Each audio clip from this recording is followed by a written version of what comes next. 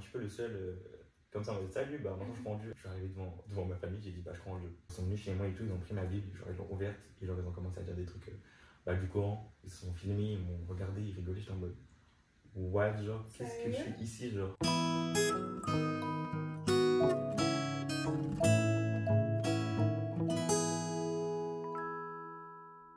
Coucou les gars, j'espère que vous allez bien. Aujourd'hui on se retrouve pour mon deuxième épisode de mon podcast qui s'appelle La Safe Place avec Enzo. Salut, j'espère que vous allez bien. Au secours. Du coup salut, moi c'est Enzo PNS sur les réseaux, sur tous les réseaux, Insta, TikTok. Je suis un chrétien du coup et on va parler de la religion. Toi du coup tu l'as dit, t'es chrétien. Mm-hmm. Avant, tu l'étais pas. Non. T'es pas né dans une famille chrétienne. Non. T'étais pas baptisé. Non plus. Rien du tout. Rien. Déjà en gros, faut savoir que comme elle a dit, j'étais pas chrétien du tout. J'ai commencé à être chrétien en novembre 2021, donc ça remonte quand même maintenant, ça va faire bientôt 2 ans. Dans ta vie, qu'est-ce qui a pu t'amener à la religion en fait? Tu étais dans une période qui allait pas trop, c'est ça? Ouais, j'étais entouré, j'avais vraiment des personnes qui étaient là pour moi, sauf que au fond de moi, je me sentais très très seul. Vraiment, j'avais pas de paix en moi, je me sentais triste tout le temps en fait. Je rentrais chez moi, je pleurais. Il faut savoir que je me mutilais aussi avant, je me mutilais énormément quand même. Et c'était un peu un échappatoire pour moi de sombrer dans certaines choses comme la drogue, l'alcool aussi. Profiter de la vie, mais en fait sans profiter parce que ça changeait pas mes problèmes, ça les réglait pas en fait. Du coup, comme je l'ai dit, c'était une période assez compliquée pour moi. J'ai commencé à m'intéresser à certaines choses, à la religion, peu importe laquelle, vraiment n'importe laquelle, que ce soit l'islam ou le christianisme. Bon, j'ai pris les deux principales, on va dire, entre guillemets. Et donc du coup je commençais à me poser des questions en fait. J'ai commencé à m'intéresser en août 2021. C'est vraiment qu'en novembre que je me suis proclamé comme chrétien, on va dire, quelqu'un qui va suivre Jésus du coup. Est-ce que tu as une histoire ou quelque chose qui t'est arrivé genre avant que tu sois dans la religion? Ça me demande. Ok, je vois. Comment tu connais? Parce que c'est moi qui t'ai retrouvé dans les toilettes, c'est moi qui t'ai amené dans la salle de bain, c'est moi qui t'ai fait vomir dans la baignoire, c'est moi qui... Faut savoir que on se connaît depuis longtemps, depuis la 6ème. Oui. Donc, on faisait des vidéos quand on avait 10 ans. Faut savoir que même elle a vu mon comportement quand j'étais en soirée. Donc je buvais énormément jusqu'à faire des comas éthyliques à certains moments. Vraiment j'étais à 2 doigts. Et c'est elle qui me faisait littéralement vomir aux soirées aussi. Je l'ai retrouvé dans les toilettes, je voulais juste aller faire pipi, il était mort dans les toilettes, j'ai cru que... En plus à cette période-là on se parlait plus, on s'était éloigné. Ouais. Et comme je suis pas quand même une connasse, j'étais quand même récupérée dans les toilettes parce que je voyais bien que t'étais pas très très bien. C'est vrai que du coup je faisais aussi des crises d'asthme parce que en fait j'étais tellement dans un autre monde. Je voyais tout le temps noir, je faisais tout le temps des trous noirs. Ouais. De soirée, etc. Je buvais trop et jusqu'à dépasser vraiment un stade en fait où j'arrivais même plus à me contrôler. Je me retrouvais le lendemain matin, limite des fois torse nu ou nu des fois j'étais dans une baignoire, je vois des vidéos de moi où j'étais dans une baignoire, j'étais en caleçon, je me dis mais qu'est-ce que c'est que ça en fait? Alors d'aujourd'hui je me dis mais franchement gloire à Dieu que j'ai changé en fait. Comme tu l'as dit, tu as commencé à t'intéresser à plusieurs types de religions. Comment tu as commencé à t'y intéresser? Genre, est-ce que au début tu croyais pas? Enfin, désolée si je suis un peu maladroite, mais au début, du coup, tu n'y croyais pas aux religions, tout ça. Et comment tu as réussi à t'y intéresser pour te poser des questions, etc.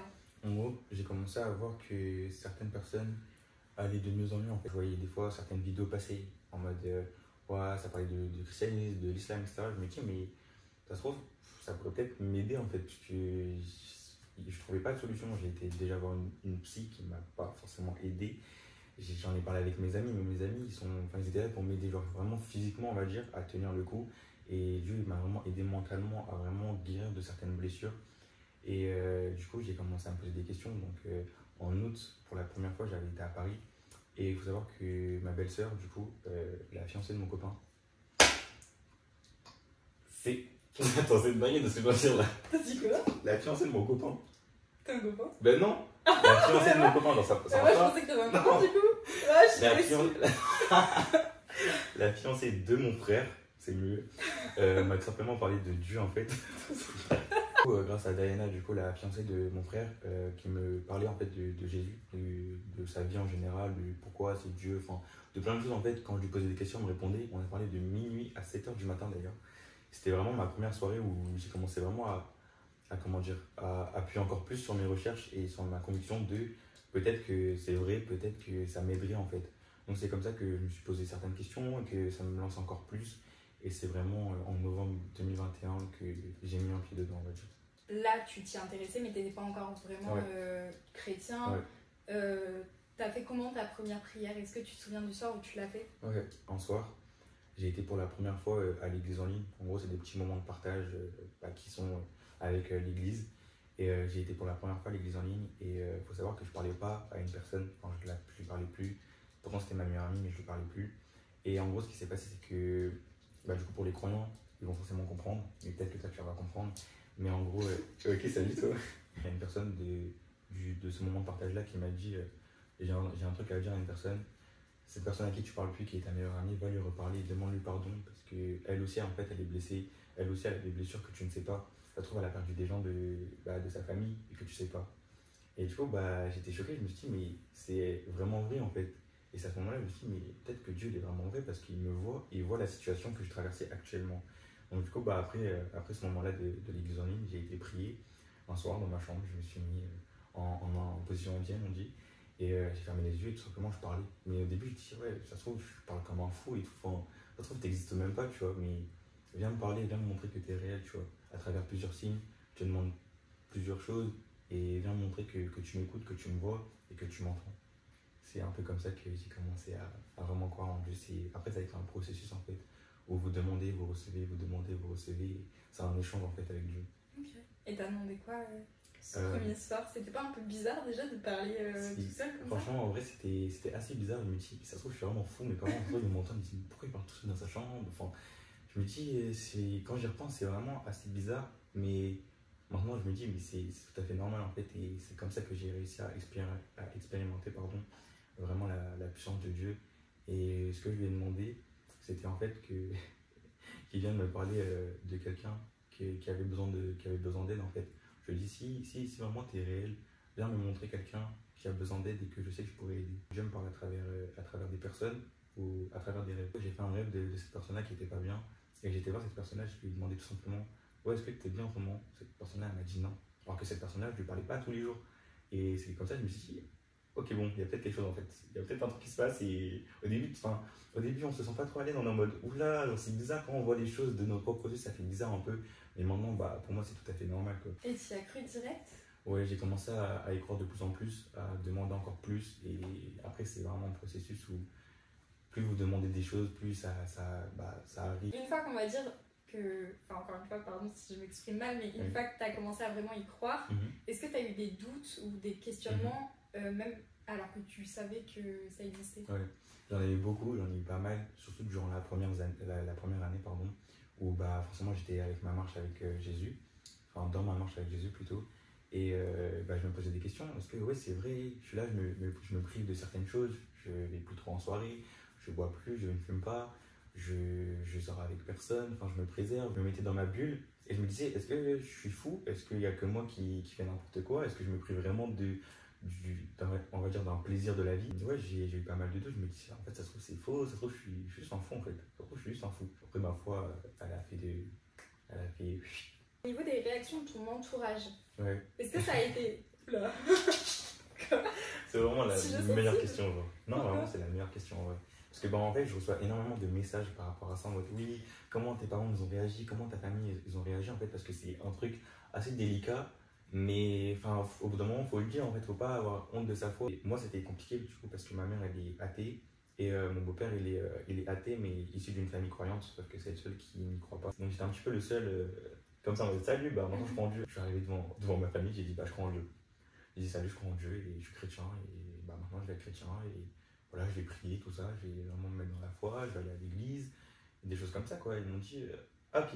Ma mère elle a pris un petit peu mal, elle a dit ouais, mais moi je vais pas dire ce genre de choses et tout chez moi, enfin des trucs comme ça un peu, tu vois, des petits pics et tout en mode ouais, moi j'y crois pas, c'est tout, tu vois, tu me parles pas de Dieu et on s'entend, tu vois. Moi, tu vois, j'y crois pas et pourtant je respecte, tu vois. Ouais, ta mère elle a respecté dès le début ou au début elle était vraiment réticente? Au début elle était vraiment réticente, Je pense que c'était par peur de l'inconnu un peu? On était assez réticente parce que voilà, il y a eu des blessures dans l'enfance, etc. avec l'église, on va dire, ou même ma mamie qui y croyait, mais qui est passée du coup de croyante à athée parce qu'elle a perdu un membre de sa famille et on va dire elle a remis un petit peu la faute sur Dieu. Mais en y repensant, c'est juste vraiment des blessures en fait. Et mon beau-père, il était ouvert d'esprit, il m'a dit écoute, moi je fais ce que tu veux tant que tu me forces pas, tu me parles pas trop de ça, tu me brûles pas le crâne, tout ça. Du coup, voilà. Et d'ailleurs, je rebondis sur ce que tu as dit tout à l'heure. Quand tu as dit qu'au début, tu t'intéressais un peu à toutes les religions, comment tu as su que tu étais chrétien et pas musulman Ça me fait rire ça parce que c'est vraiment un truc qui est simple en fait et banal quand on y repense. Parce qu'en gros, je m'y intéressais un peu partout. Enfin, vraiment, j'avais la tête comme ça. Et ma meilleure amie, elle m'a tout simplement dit Enzo, genre, pourquoi tu te casses la tête? Tu te sentiras mieux là où est ta place en fait.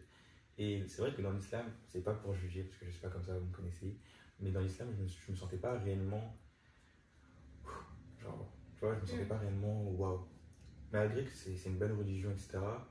Mais dans le christianisme, j'ai vraiment trouvé quelque chose qui m'a fait, mais vraiment, exploser de joie en fait, exploser de paix. J'ai ressenti trop de paix en fait quand j'ai mis un pied dedans. Du coup, tes amis, parce que là, tu nous as parlé de ton entourage famille, mais tes amis, ils ont réagi comment? Ça veut dire parce que du coup, tu les connais. Allez, cite les noms, je vais bien Non, non. Ah oui, on fait ça. Ok. Du coup, mes amis, mes anciens amis, pour la plupart, au début, c'était en mode, ah ok, tranquille, tu vois, tranquille, parce que j'en parlais pas forcément. Je m'avais juste dit, ok, c'est bon, maintenant je le suis, mais voilà quoi. Sauf que quand j'ai commencé à en parler, parce que forcément, j'avais plus honte, enfin, j'avais pas honte de dire le nom de Jésus, quoi. J'ai commencé un petit peu à me tacler, à me juger, à me rabaisser, à m'envoyer des vidéos drôles, je sais bien, à venir chez moi, à faire certaines choses. Ils sont venus chez moi et tout, ils ont pris ma Bible, genre ils l'ont ouverte, et genre ils ont commencé à dire des trucs du Coran, ils se sont filmés, ils m'ont regardé, ils rigolaient, j'étais en mode what, genre, qu'est-ce que je suis ici, genre, et j'ai littéralement pleuré, genre, je me dis, mais quel intérêt? Genre, c'est un blesse de ouf, mais il faut savoir que à ce moment-là, c'était une prière que je faisais en fait à Dieu, je disais, montre-moi vraiment les mauvaises personnes qui sont dans ma vie. Et il y a des gens qui, au contraire, sont revenus dans ta vie? Ouais, il y en a qui sont revenus dans ma vie. J'ai demandé en fait à Dieu de me changer ça. Il m'a remplacé en fait les anciennes personnes par des nouvelles personnes qui ont la même marche que moi. Donc c'est pour ça que je vais souvent à Paris. On va parler du coup d'un truc un peu plus sensible. Au secours.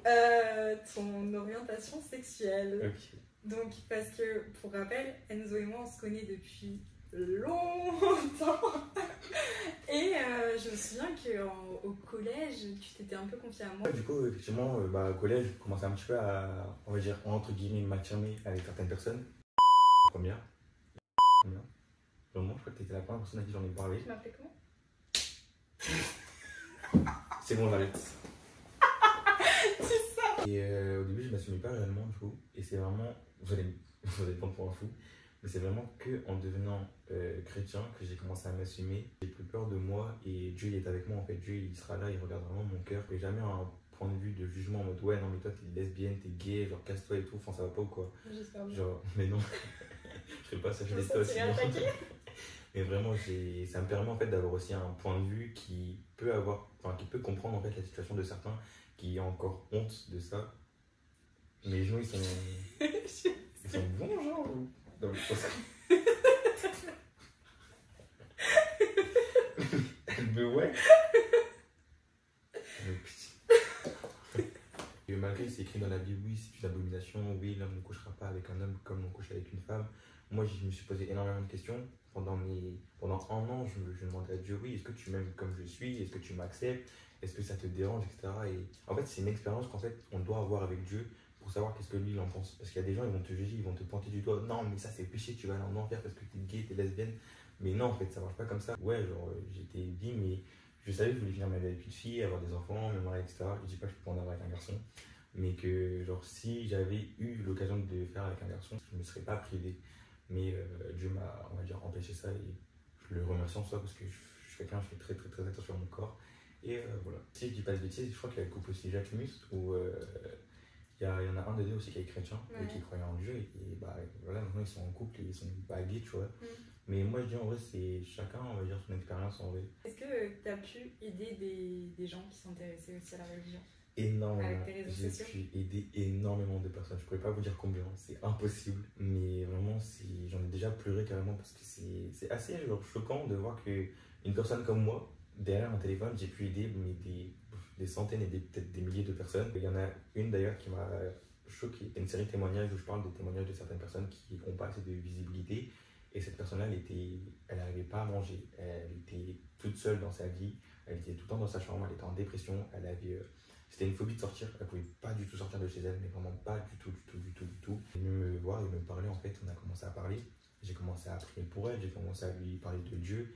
elle s'est intéressée de plus en plus, et elle a commencé à prier. Et Dieu a littéralement changé sa vie en fait, du jour au lendemain, parce qu'elle a réussi à sortir. Maintenant, elle sort des fois, elle m'envoie des snaps, et moi je suis choqué en fait, parce que je me dis, mais c'est incroyable, elle est passée de ne pas sortir de chez elle à avoir aucune vie sociale, à pouvoir aller même au magasin et ne pas vomir en fait, parce que dès qu'elle sortait, elle vomissait. Et d'ailleurs, Flavie, si tu passes par là, je t'aime fort.